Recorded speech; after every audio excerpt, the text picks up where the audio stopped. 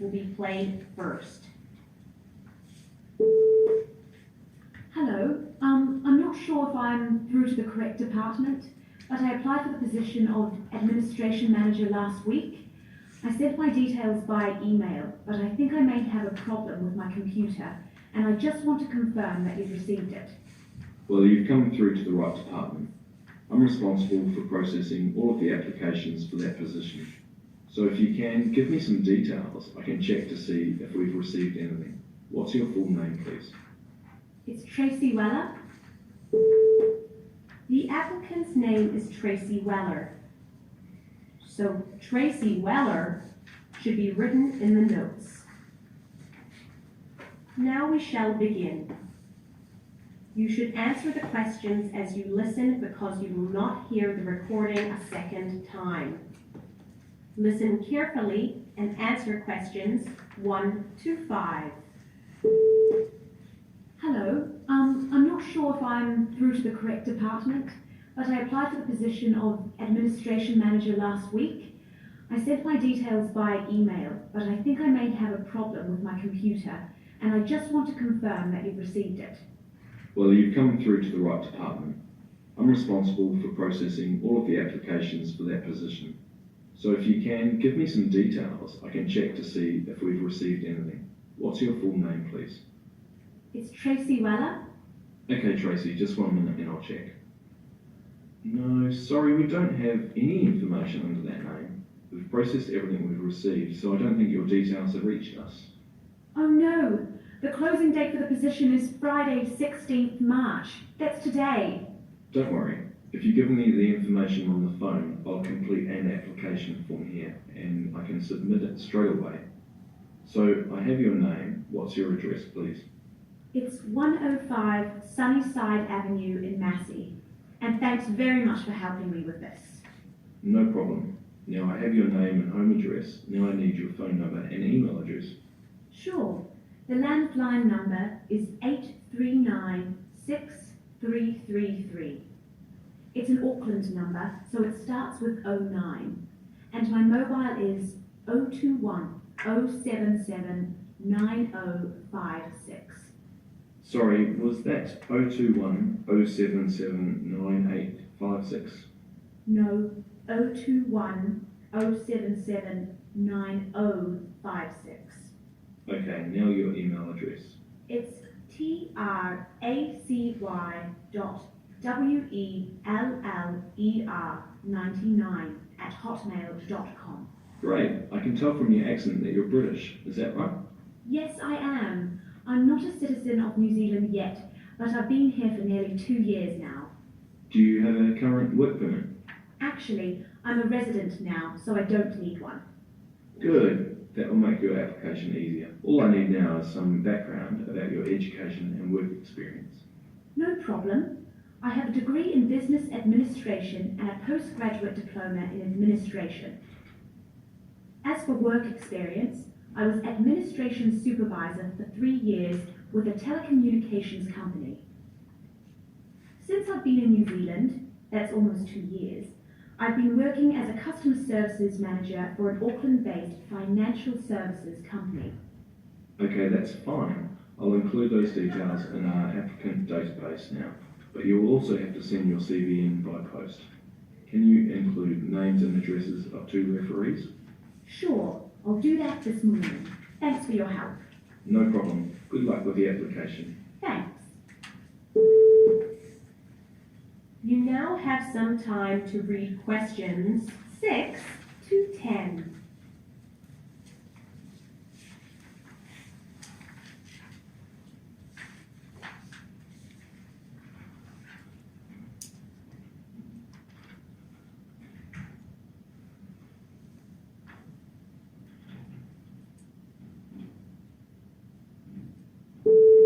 Now listen carefully and answer questions 6 to 10. Is there anything else I can help you with today? Could you let me know when I'd be likely to hear whether I have been selected for an interview, please? Well, applications close today. The Human Resource Manager will need a week to go through the applicant information. We've had a lot of people interested in the role, you see. Successful applicants will hear from us by Thursday the 22nd. We will be conducting interviews the following week. So that's from Monday the 26th through to Thursday the 29th of March. Okay, thanks. Will it be a panel interview for the job? Yes, it will. The position reports directly to the administration director, but she's away on maternity leave at the moment, so she won't be able to attend the interviews. There will be 3 other people interviewing candidates.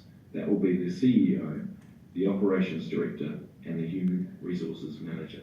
Okay, and will we need to complete any practical tests? Yes, we will be running tests on database management, use of spreadsheets, and word processing. They are fairly short. Each of the tests for each of the 3 skill areas will take 15 minutes. And will interviews be held at the head office or at the branch where the job will be based? Interviews will be held at the branch office. This will also give applicants an opportunity to see the premises they're working from. Do you know where the branch office is? We've recently relocated to a new building. I know the old office. It was 75 Richmond Street, next to the bank, wasn't it? I'm not sure about the new location. It's very close to the old office, actually. The new address is 19B Thomas Avenue.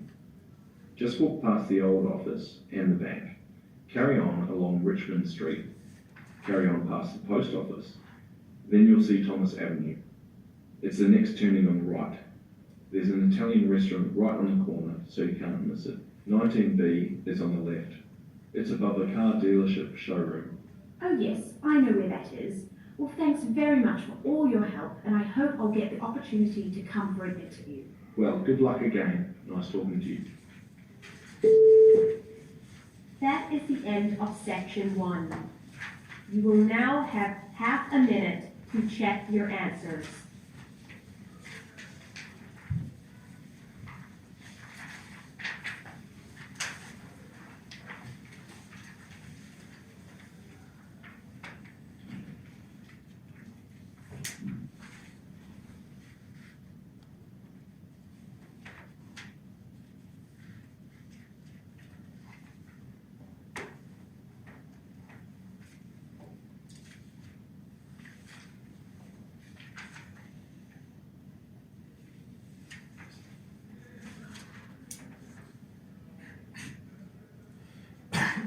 Section 2.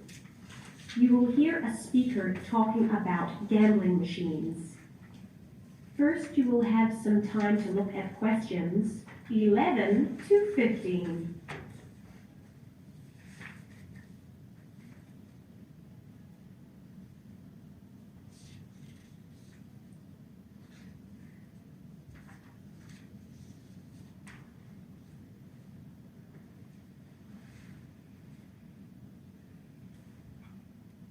Now listen carefully and answer questions 11 to 15.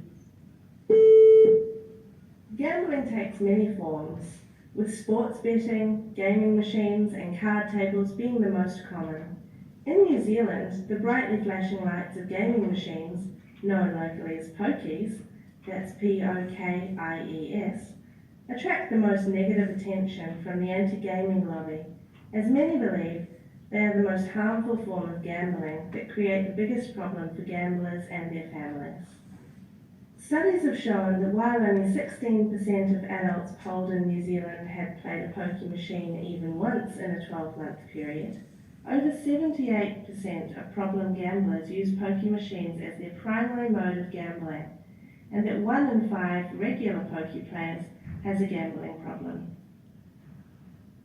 An ethical concern about pokie machines is not that they are played by people with addictive personalities, but that addicts are created and captured by a machine deliberately designed to keep people playing for as long as possible. Each pokie machine takes on average $47,500, often from the pockets of those who can least afford it, according to a prominent New Zealand charity that supports gambling addicts and their families. The Gambling Act was passed in New Zealand in 2003. With an estimated 20,000 pokie machines in operation nationwide at that time, one of the aims of the Gambling Act was to reduce the number of machines but not make them illegal. The number of pokies was reduced by 6% in the first 3 years of the Act, which made it illegal for new establishments to have more than 9 machines on the premises. While some have seen the Gambling Act to be a step in the right direction, others feel that it was not powerful enough to slow the rising number of addicted gamblers. Anti-gaming campaigners were at the time of the opinion that if gambling could not be outlawed completely, then the Gambling Act should have been applied to all licensed establishments, not just those that came into being after the passing of the law. Of the 22,971 gaming machines in operation when the Act came into force on the 30th of June 2003, only 1,416 machines were affected by the legislation. It has been estimated that if the law had been applied to all establishments, this would have resulted in a reduction of not 6% but 38%.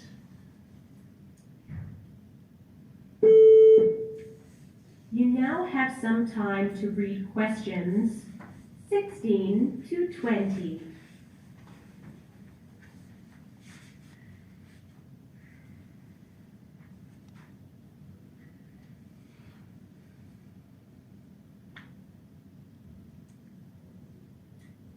Now listen carefully and answer questions 16 to 20.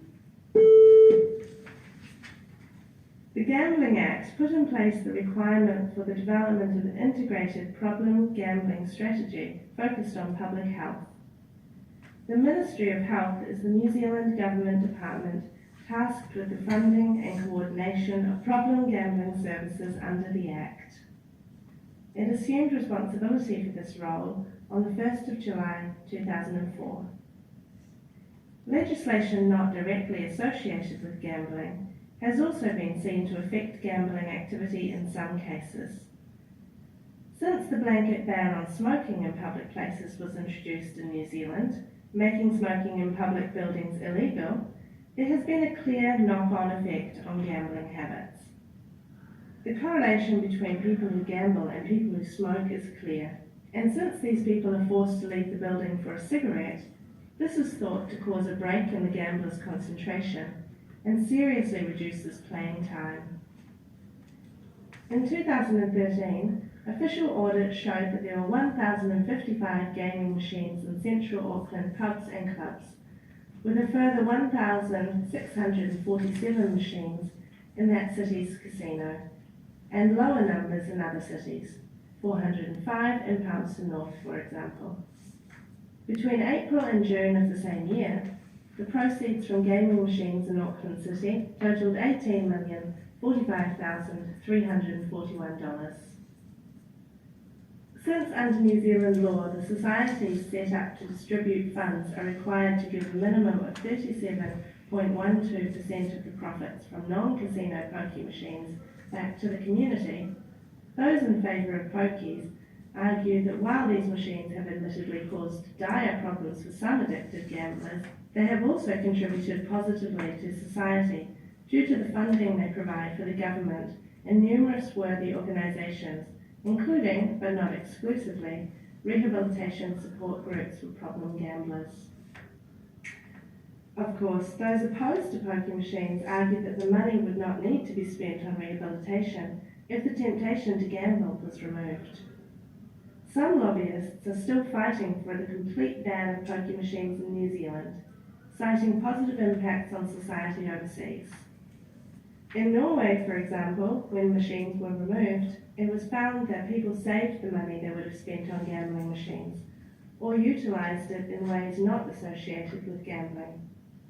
It was found that people did not cross the border to gamble, underground pokie gambling did not develop, and other gambling did not increase. While government concern and intervention in matters such as gambling and smoking, both of which have health and social repercussions, is admirable, it seems that only further time will tell if the Gambling Act was well-designed legislation or whether stronger intervention is required. That is the end of section 2. Okay, so now it's the end of the lesson.